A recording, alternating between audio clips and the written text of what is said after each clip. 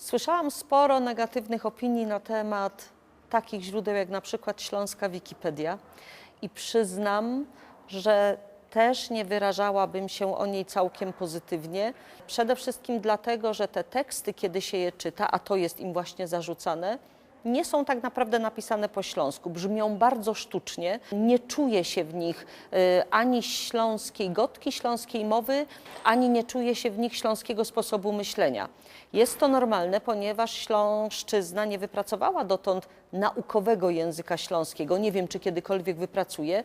Także są to właściwie takie notatki przepisane z ogólnopolskiej encyklopedii, które mają ogólnopolską składnię, ogólnopolski sposób budowania zdania, budowania całego tekstu.